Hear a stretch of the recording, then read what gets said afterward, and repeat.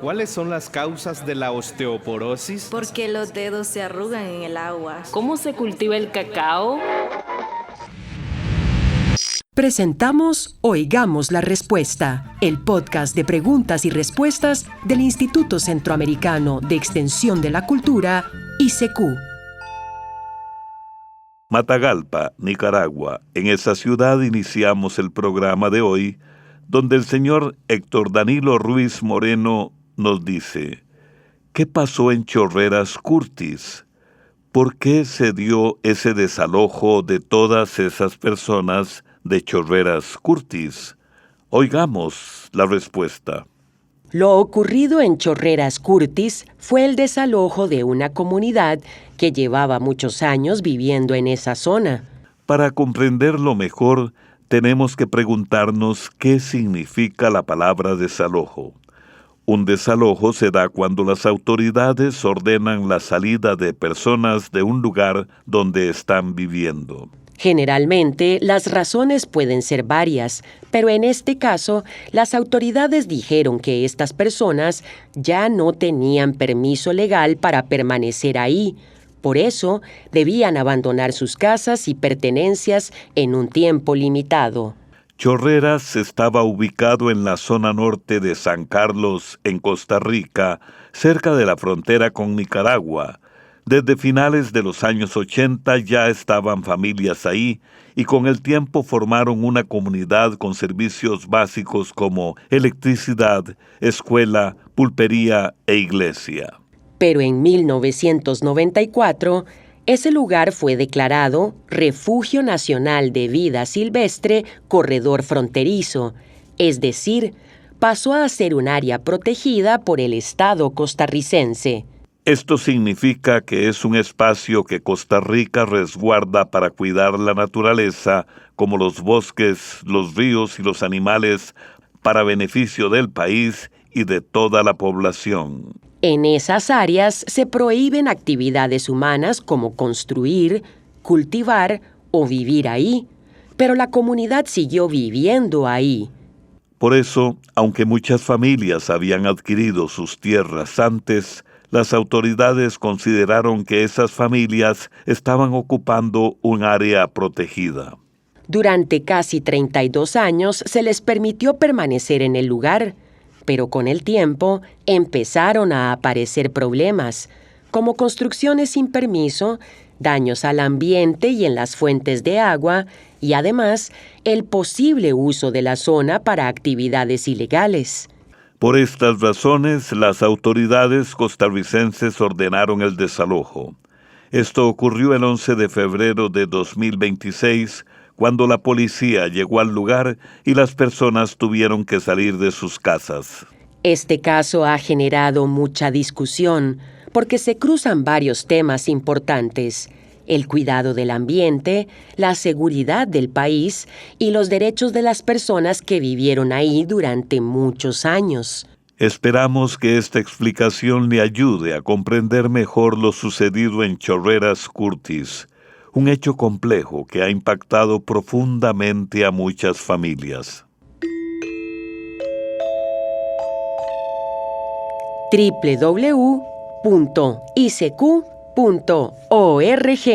Esa es la dirección de nuestra página y desde ese lugar puede enviarnos sus preguntas y también sus saludos. Desde San José, Costa Rica, el señor Romel Araya Martínez nos envía su pregunta por WhatsApp. Él quiere saber si es cierta la historia de Hananoma Masakichi, un artista que creó una estatua de sí mismo usando su pelo, sus dientes y sus uñas para que su esposa lo recordara después de muerto. Oigamos la respuesta. Le contamos que esa historia que usted escuchó no está comprobada como un hecho real.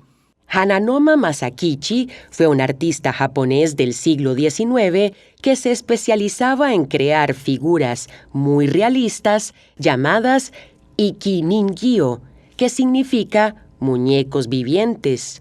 Eran esculturas hechas con tanto detalle que parecían personas de verdad y se exhibían para que la gente las fuera a ver. Existe una figura muy famosa que actualmente se encuentra en una colección de curiosidades y durante muchos años se ha dicho que es un autorretrato del propio Masakichi. Un autorretrato es una obra en la que una persona se representa a sí misma. Por ejemplo, cuando un artista hace un dibujo, una pintura o una escultura de su propia imagen. Según la historia más conocida, él habría hecho esta estatua cuando estaba enfermo, usando su propio cabello, uñas e incluso sus dientes para que su amada lo recordara después de morir.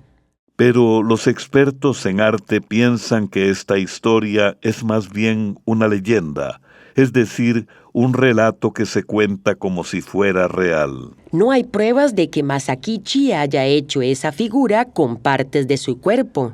Lo más probable es que esa figura sea una obra más del artista, pero que tiene una historia tan llamativa que ha hecho que muchas personas la recuerden. Le agradecemos por su pregunta. Envíennos sus preguntas al apartado 2948-1000 San José, Costa Rica.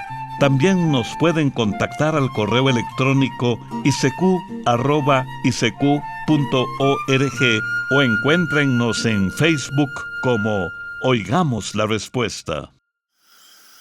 ¿Sabía que pasar tiempo en la naturaleza puede mejorar el bienestar emocional? Estar en contacto con árboles, plantas o espacios verdes ayuda a reducir el estrés, mejora el ánimo y favorece la sensación de calma incluso con visitas cortas. Esto y más en Oigamos la Respuesta. Desde Guatemala, el señor Dimas Guzmán Mérida se comunica con nosotros y dice: tengo plantas de pitaya que florecen bien, pero cuando la flor se seca, el fruto se pierde porque se engusana. Paralelamente, les cuento que también se engusanan o se llenan de gusanos las frutas de guayaba y aguacate desde que brotan sus frutos. ¿Qué puedo hacer para evitar esta situación? Oigamos la respuesta. Por lo que usted nos cuenta, es muy probable que sus plantas de pitaya, guayaba y aguacate estén siendo afectadas por alguna plaga, como moscas o polillas que ponen sus huevos en los frutos. De esos huevos nacen larvas que son los gusanos que usted observa y que dañan el fruto desde que empieza a formarse. En estos casos, lo primero que se aconseja es recoger y eliminar todos los frutos que estén afectados. Es importante no dejarlos cerca de las plantas, sino retirarlos por completo, ya que ahí pueden seguir desarrollándose los insectos. También puede colocar trampas caseras, por ejemplo, usando botellas con vinagre o algún líquido dulce fermentado como melaza. Estas trampas caseras atraen a las moscas y ayudan a reducir la cantidad de insectos que llegan a las plantas. Además, existen algunos remedios caseros que pueden ayudarle a combatir estas plagas. Por ejemplo, puede preparar una mezcla de agua con jabón potásico, que es un tipo de jabón natural que ayuda a eliminar insectos. También le podemos recomendar hacer un repelente licuando ajo, cebolla y chile picante, colarlo y aplicarlo en las plantas. Otra opción es machacar hojas de tomate verde en agua, dejarlas reposar un día y luego usar esa agua para rociar las plantas. Estos preparados ayudan a ahuyentar a los gusanos y otros insectos y deben aplicarse con regularidad, procurando que lleguen bien a las partes de la planta donde suelen esconderse. Otra medida útil es proteger los frutos sanos cubriéndolos con bolsitas de papel o de tela fina. Esto evita que los insectos lleguen a poner sus huevos en ellos mientras se controla la plaga. Es importante revisar las plantas con frecuencia para asegurarse de que no vuelvan a aparecer gusanos. Este seguimiento constante ayuda a que el problema se controle más rápido. Esperamos que estas recomendaciones le sean de ayuda y le enviamos un saludo muy cordial hasta Guatemala. A través del Facebook del ICQ, doña Marta Márquez pregunta: ¿cuáles hábitos se deben seguir para tener una buena salud mental? Oigamos la respuesta. Tener una buena salud mental no depende de una sola cosa, sino de varios hábitos sencillos que poco a poco hacen una gran diferencia en nuestro bienestar. Por ejemplo, uno de los aspectos más importantes es cuidar nuestro cuerpo, dormir bien, alimentarnos de forma balanceada y mantenernos en movimiento ayudan a que el organismo funcione mejor. Y esto tiene mucho que ver con la mente, porque cuando el cuerpo está bien, también es más fácil sentirnos con mejor ánimo y más equilibrio emocional. También es recomendable salir de la rutina de vez en cuando. No se trata de hacer grandes cambios, sino de pequeñas variaciones en el día a día, como visitar un lugar distinto, aprender algo nuevo o cambiar alguna costumbre. Esto ayuda a evitar la monotonía, es decir, esa sensación de que todos los días son iguales y nada cambia, lo que muchas veces puede afectar cómo nos sentimos. Otro punto muy importante es la relación con otras personas. Compartir con familiares, amistades o personas de confianza y poder hablar sobre lo que sentimos puede aliviar preocupaciones y hacernos sentir acompañados. A veces, una conversación sincera puede hacer una gran diferencia. Atención, además es necesario aprender a equilibrar el ritmo de vida. Así como hay momentos de trabajo o estrés, también debemos darnos espacios para descansar, estar en silencio o desconectarnos un poco de las pantallas. Estos momentos de pausa ayudan a que la mente se recupere. Y si en algún momento sentimos mucha tristeza, ansiedad o estrés que no podemos manejar, lo mejor es buscar ayuda profesional. Así como acudimos a un médico cuando nos duele alguna parte del cuerpo, también es completamente válido acudir a un especialista en salud mental. Claro que sí. La terapia es una herramienta que puede ayudarnos a entender lo que sentimos y entonces a encontrar formas de estar mejor. Esperamos que esta información les sea de utilidad y le enviamos un saludo muy especial. Nos llega un mensaje de WhatsApp desde Managua, Nicaragua. Nos lo envía el señor Marvin Javier Bojorge, quien desea saber: ¿existe algún remedio casero para enseñar a un perro a no hacer sus necesidades dentro de la casa? Tengo una perrita de aproximadamente 1 año que todavía no logra acostumbrarse y se orina o hace sus necesidades en distintos lugares del hogar. Oigamos la respuesta.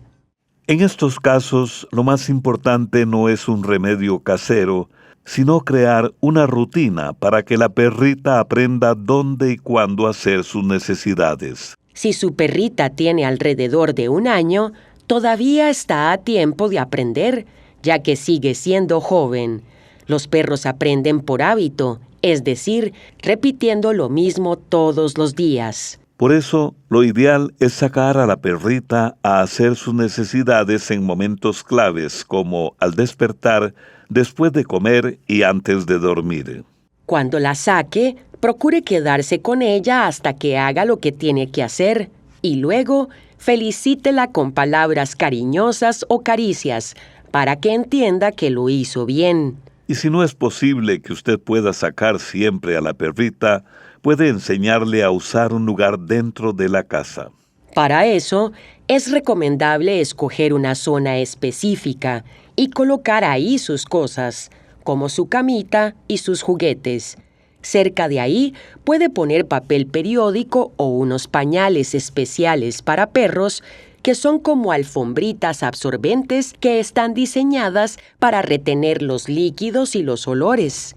También hoy en día existen unos tapetes de pasto artificial que imitan el césped y que puede ayudar a que la perrita se acostumbre más fácilmente a hacer sus necesidades en un solo lugar.